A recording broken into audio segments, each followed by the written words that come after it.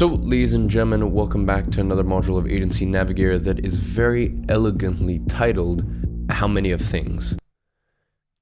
Couldn't think of another title, I'm gonna be honest with you. But that is really actually what we're addressing here, which is like, how many of these different pieces and parts do we put together to make a whole, okay? And what I mean by that is campaign structure. So please excuse my very poorly chosen title. Look past that because you are about to gain a wealth of information. Sounds very markety. You're about to learn now. Okay, let's just get into it.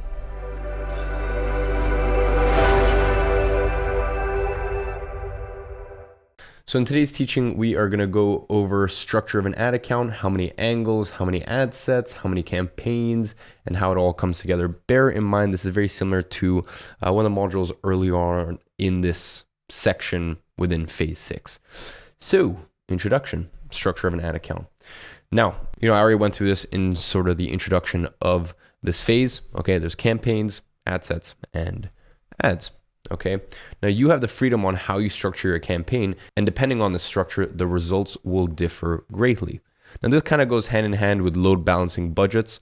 So, say for instance, you have an imaginary budget of $1,000 a day to spend on ads. Okay, that's your budget. Now, results will greatly vary depending on how you actually decide to distribute that budget. Okay, and that rolls very perfectly into budget distribution. Now, let's say you go for a more, we'll call it all-in approach, and you create one campaign with one ad set and some ads inside of that ad set. Now, Facebook has no upper limit on the budget per ad set, okay? So you can decide to put the $1,000 in that ad set and spend it all just in there. Now, on the other hand, you can go ahead and create 3 campaigns, and each campaign has 5 ad sets, and you set them all up at an equal $66 per day. Now, this way you can also spend that same $1,000. Now, you can also get a bit more creative and go ahead and spend $100 a day in some ad sets, and let's say $10 a day in some other ones, okay? So you can kind of mix and match. Now, really what I'm trying to do here is show you that the possibilities are endless, and depending on the approach you take, the results will greatly vary. Okay, for instance, I can guarantee you now that if you spend all the money in one ad set versus many, you will heavily underperform. And not only that, you'll be affected by logistics. Now, what I mean by that is that if your ad set is underperforming, you really have nothing to do, okay? If you had chosen the alternative, you will find that some of the ad sets you made are working and some others, okay? So there's actually some diagnostics that you can do there. Now, in this case, you will be able to turn off the ones that are not performing and keep the ones that are performing. That way, if things don't go well right away, you still have some winners and you will still be making money the next day. So what is an ad? Okay, we see these all the time, and it's what is littered on our feeds whenever we scroll through social media platforms. The ad is what the prospect sees. Now, these are parts of an ad. Okay, now there is the ad name. Bear in mind, the ad name is used internally. Okay, the ad name is just basically what you see. Okay, it is a way of identifying what that specific ad is. Now, there's the identity, which is the page or the account which the ad is running under. Okay, let me kind of repeat that once again. The identity is the Facebook page or Instagram page, depending on what platforms you're running on, that it's actually, the ad is actually going to be presented under. Okay. Now, there is the ad setup. Now, in this one, you select if you want to use a new ad or an existing one. Now, if you create a new ad, you'll input all the information about this ad, like its creative, copy, links, etc., etc. Now, if you decide to select an existing post, you'll be able to use that ad you've created in the past. Although this is uncommon, all right? The common practice is finding the ad in the ads manager and duplicating it. I already kind of mentioned this a little bit earlier on in the introductory sort of modules of this phase. The other option is you can actually go ahead and run a post that's been posted on your Facebook page as an ad. Now, in most circumstances, you will actually be creating new ads, and whenever you want to reuse them in other ad sets and campaigns, all you do is just duplicate them.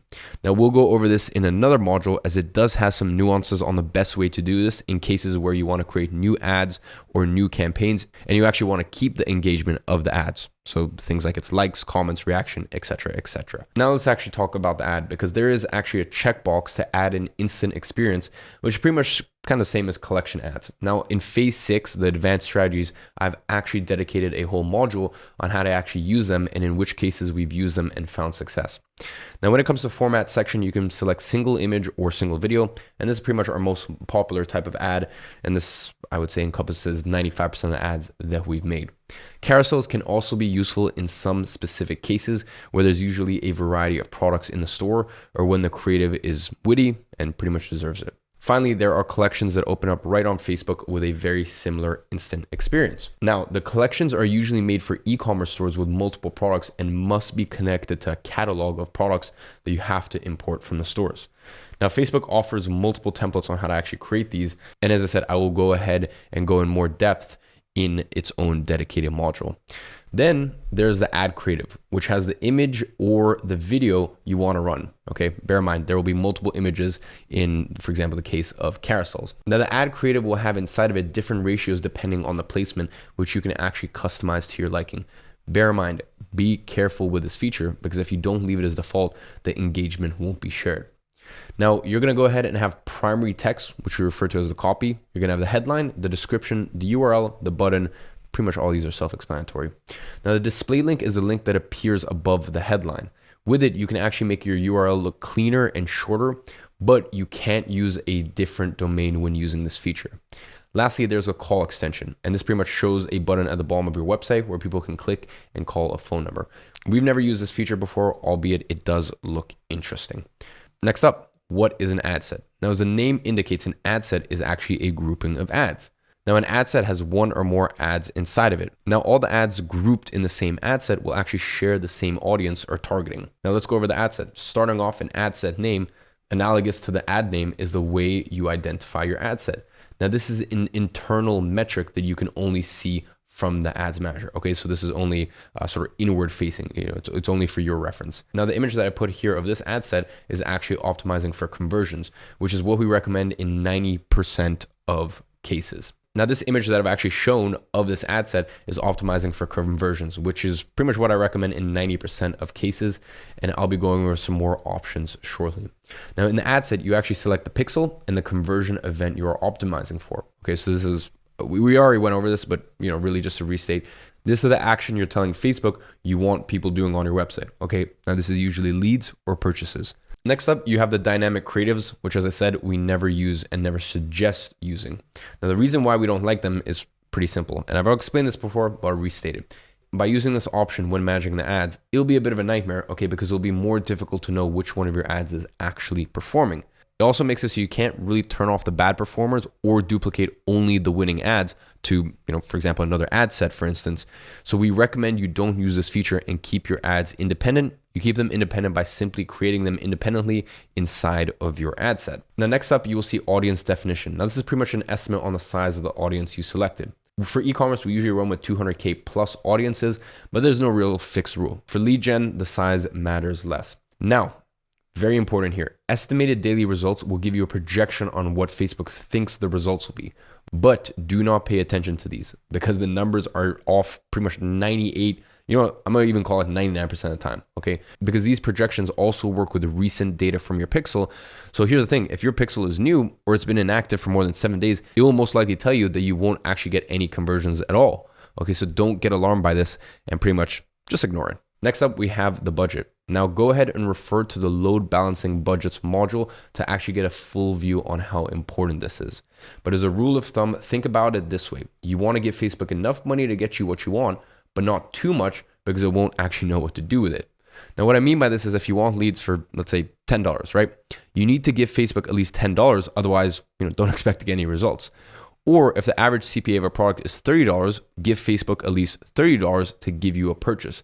Don't make it difficult on Facebook by asking it to make magic and do more with less money. On the flip side, don't give it $200 for that ad set because it will become careless and spend it on whoever. Okay, so I will show you later on how to actually find that sweet spot. Next up, we have schedule. I've said this before, but never set end dates to your ads. We've tested this many times and it never works better than ongoing. So look, if you have an end date, just log in that date and turn the campaign or ad set off on that day. Okay, so always keep your schedule ongoing.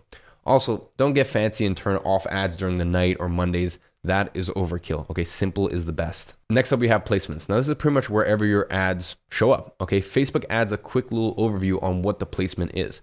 As a rule of thumb, either use automatic placements, which means that you appear on every placement, which usually actually gives you a lower CPM, but there's more on this module later, and I'm going to call that 2King metrics and their math. Or what we'll do is we'll actually select the placements in which you are able to read the copy. Okay, I'll give you a perfect example. For info product clients and lead gen clients, we always use manual placements with this in mind. Whereas for e-commerce clients that have good creatives and visual products, we might actually use automatic placements in that case. Now, on the more options part of the placement section, you can actually go deeper and choose which kind of devices you want to show up, or for example, add filters for brand safety. We don't use any of these options. Okay. Something very important to note. Selecting on devices only Android to try to bypass the iOS tracking restrictions will not improve your ads, okay? I know it might sound like a smart idea, but it won't actually improve your ads. We recommend you try it on your own, but for us, it didn't work and we did try multiple tests with it. Next is optimization and delivery. Keep the optimization as default on conversions, and for the conversion window, meaning, and I've explained this before, but once again, just a little refresher, conversion window basically means how much time do people have to complete actions in your website and for it to actually be tracked and attributed to that Facebook ad. So go with the more generous one, which will be 7-day click, 1-day view, as this allows your agency to be attributed as much as possible. Also, in all fairness, this is actually industry standard, okay? There is a case where optimization for 1-day click might improve your results, but this is pretty much rarely the case, okay? We've tested this multiple times and it only makes sense with very low ticket e-commerce products where people take the buying decision on the spot. With that being said, the improvement is marginal, and in general, you will lose conversions attributed to the ads. Next up, what is a campaign? Now, a campaign is a grouping of ad sets. They have in common the optimization objective, which in most cases will be conversions. Now, because most of you, ourselves included at IG Media, only use conversions, this doesn't mean that you only need one campaign. Okay, you can have as many of them as you like. Now, we use them more as sort of an organizational feature. For example, we will group ad sets based on the warmth of the audience. So for that, just refer to the traffic warmth module for more information on that. Or to group different products we're offering, or even to have standalone campaigns that we only run for special dates, for example, like a Valentine's Day, a Black Friday, Christmas, Mother's Day, Father's Day, you get the point. Now, the campaign can also have a budget, and you can have your budget on the campaign level as opposed to ad set level. Now, this is another strategy in of itself, and I've once again dedicated a whole module as well, and you can refer to the module utilizing CBOs. Now, a lot of the new ad structure strategies rely on CBOs, especially before the iOS 14 update. Now, we have found more success with ABOs, okay, ad budget optimization, but there actually have been a lot of instances where we use both CBO campaigns as well as ABO campaigns, basically ad budget optimization campaigns. Now, if you need to manage big budgets, CBO campaigns will actually be your go-to choice. And as I said, I will talk about this a little later on. Now, in terms of buying type, always select auction as the buying type. Okay, reach and frequency will only get you bad quality traffic. Also remember that all these recommendations are based on our experience and what we have learned throughout our years. Remember, you are welcome to test anything you want and, share your experience in the community. There's always new things to find and learn. And, in all fairness, even at IG Media, even at my agency, every single year we're questioning our beliefs and, testing new things. Next up, we have objectives, and I've just listed some of the following objectives that you can use. Now, I won't go into detail in any of these as the names are pretty self-explanatory, and we'll only mention the ones that we've used or we consider worth using. Engagement, although over the last few years it has been a popular strategy, and basically what people will do is they will use engagement campaigns and then retarget conversion campaigns to those who engaged. Okay, now we'll talk a little bit more on how to actually create these audiences in a module called Custom Audiences, Exclusions, and Combinations. Okay. This strategy is no longer useful, and you'll most likely just waste money on the engagement campaigns. Also keep in mind, this won't yield any conversions. Okay, same with traffic campaigns. They will rarely get conversions because the quality of the traffic is bad. Okay, one thing though, they will get you dirt cheap CPMs, but that's not really worth it either way, okay? We have tried and tested this. Now, when it comes to objectives, as mentioned, CPMs are highly dependent on the type of objective you choose. But in a world where everyone chooses conversions, because literally none of the others work, this doesn't really matter that much. Now, the lead generation objective is very useful for local businesses and lead-based businesses in general. Okay, now I have created a whole module on this, and you can refer to Facebook native versus funnel lead gen and how to actually set them up. Next, we have messages. Okay, now for some of our clients that have messaging funnels, this is a very good option, okay, because this integrates with Facebook Messenger and WhatsApp, and our average cost per message is $9 with this campaign objective. Finally, conversions, as I mentioned many times, to us, they are king. Now, when it comes to campaign settings, you can obviously name your campaign, and I'm going to go through conventions in a later module, so you can refer to perfect naming conventions to accelerate workflow and communication. Very fancy sounding name. All right. Remember, this is for internal management purposes, and naming conventions, although it's You might be like, okay, why is it, why did you make a module literally on just how to name stuff? Well, when you start spending a lot of money, you're going to need a system and a workflow to actually, sift through the campaigns, the ad sets, the ads, et cetera, et cetera. So I will actually have a module all on that. Okay. Now you have the campaign details and objective, which once published cannot be changed. Okay. Bear that in mind. Okay. Once you have created the campaign, the objective and it's been published, the objective cannot be changed. Okay, you would need to create a new campaign in case you want to change that. Next, we have special ad categories. Okay, so you actually want to select that if you are in one of those sort of qualifying niches. Now, in our case, it'll only be for real estate niche, but maybe for some of you guys, you may work with others. Funnily enough, we've actually found that you can get away with more things in the copy when you enlist yourself in those categories. Okay, but that doesn't mean that you should start selecting them if you don't actually belong in them. Okay. Basically what it does is it limits the kind of targeting you can do, but it's never a big deal when it comes to real estate. Next up, we have A/B test. Okay. Campaigns also have this A/B test option. Now we don't recommend using it because it limits the kind of edits you can do to anything. And it also puts an end date. Okay. Besides, really, there's no need to use it because we test in a very different way. As I've said in previous modules, all our ad angles are radically different from each other. And the ones that work well, we keep using them. And the ones that we don't, we ditch and replace for new ones as we start to get more winners. So there's really no need to split test minutia, like, which kind of headline works best and do combinations of everything. Okay, angles should be unique and wouldn't make sense if sort of combined and mix and match. Now, let's talk about actual structure. Okay, when it comes to angles for e-commerce, we recommend at least 4 different angles. For info businesses, we recommend at least 5 different angles. And then for lead gen, we recommend at least 3 different angles. Now, bear in mind, in all the previous modules, we actually defined what an angle is and talked about offers and creatives. There is no upper limit, but the more you have, the more the budget will sort of run thin. You'll kind of be spreading yourself thin, and the less data you'll have per angle. So we recommend never go beyond 8, even if you have very high budgets, because Facebook will give most of the budget to the ad that it considers best. Okay, now this is not always right, but most of the time, that's just what happens. Next, how many ad sets? Now, the number of ad sets will be strictly dependent on the budget. Now, in this case, you'll have as many ad sets as your budget allows. Now, the budget per ad sets, as discussed previously, needs to be above the expected CPA, cost per acquisition, or, for example, the CPL. Also, never go too high. Our budgets usually stay between a $20 to $60 range per ad set. Next, we have campaigns. Now, we usually run with 2 or 3 main campaigns. A testing one, where we have angles and audiences we're testing. A cold one, okay, where basically that's sort of our main production campaign. And then we have a retargeting one. As said previously, you can have pretty much any amount of campaigns that you like. And if you use a CBO strategy, you will inevitably have a lot of them. Now, you can group ad sets in campaigns by products, offers, promotions, or as I said, even have specific campaigns where you're testing new angles, new price points, for example, a new landing page, funnels, pop-ups on the funnels, upsells, cross-sells, et cetera, et cetera.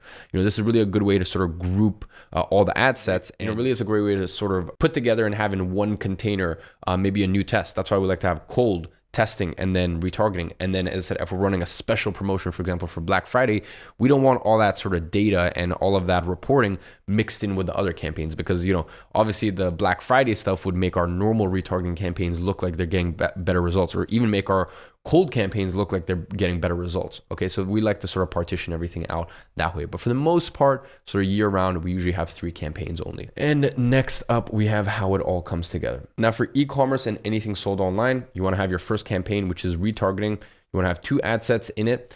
Each ad set, you want to have around 4 different angles. Now, these usually differ from cold and have some sort of discount or show different features of the product. Next, you have your testing or sandbox. Okay, this is your place to sort of play any number of ad sets that make sense that we want to test. Now, we usually have around 5 ad sets running at the same time when we're actually running these tests, and then we'll have usually 3 to 6 different angles within there. Lastly, we have cold. Okay, now these are all the ad sets with the audiences that have proven to be winners. Now, we will go in depth on this in the 2 scaling modules we made in the advanced strategy section. Plus, all the angles inside these ads have been proven to work, and we have the best of the best in there. Okay, we pretty much have all the stallions in there. Now, combining all the concepts that we visited, we come to a couple different structures that you can make. Keep in mind, these are the ones that we use. And for us, it's pretty much what we have found to work best. At my agency, we have tested hundreds of variations and approaches, and we have come down to these ones. Now, when it comes to local businesses, you might be wondering what's the best structure. Well, luckily for you, I actually have an entire section within Phase 6 for that. So I'll be showing you everything end to end, how to actually set that up. Ladies and gents, a lot of what I put here, I'll be honest, is just sort of like a refresher from intro, but then because the intro, I kind of skimmed over things and then you learn a lot more. Here today, I sort of wanted to wrap everything together and tie everything together. So I hope you guys enjoyed this module. There's actually no action set for today, except get going with the next module, and I'll see you there.